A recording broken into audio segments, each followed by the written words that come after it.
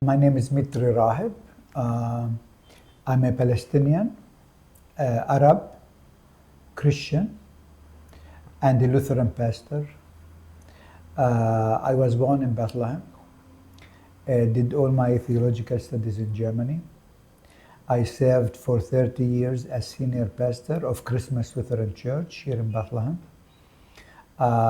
In this time, I was able to found and to establish the first and only university in Palestine with a focus on arts and culture, which is called al-Kalima University, where right now I'm the president. I'm a theologian who likes to write books, so I have over 50 books that I have published. None of them as yet are translated in Chinese, but hopefully soon we will have some of them in Chinese.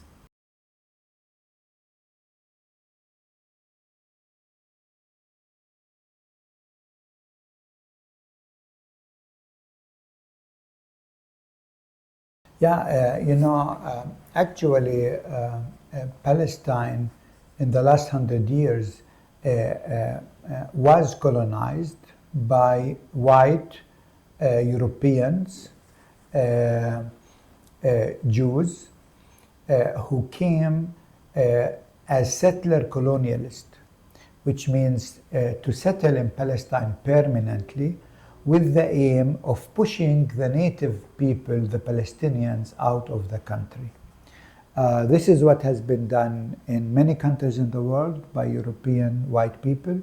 This happened in the United States, this happened in South America, in Australia, in New Zealand, in South Africa, and this is what happened actually in Palestine after the First World War.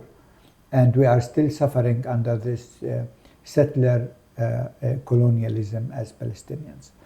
So this is the political. But even Christianity in Palestine, remember this is where Christianity started.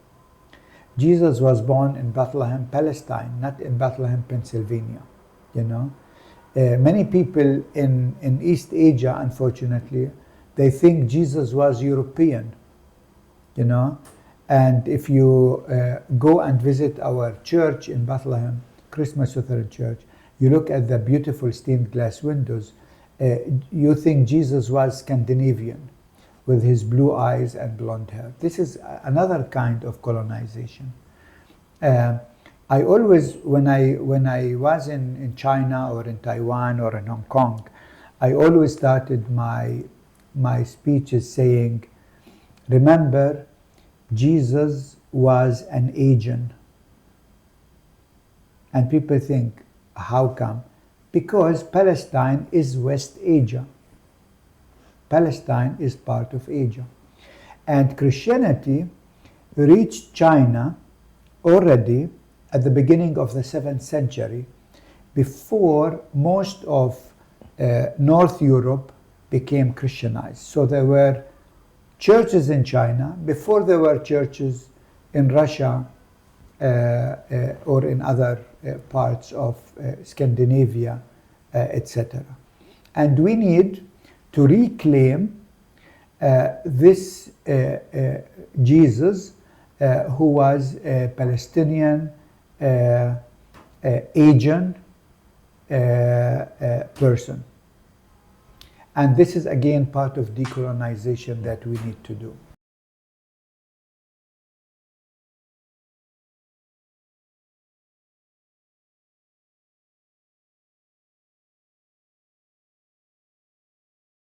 Definitely Brueggemann, is a very well-known liberal Christian white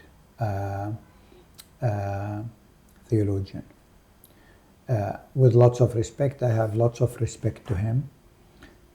But as a white man, he has also a blind spot. And if you read his book about the land, it's a beautiful theological book, but how can you be a white American theologian?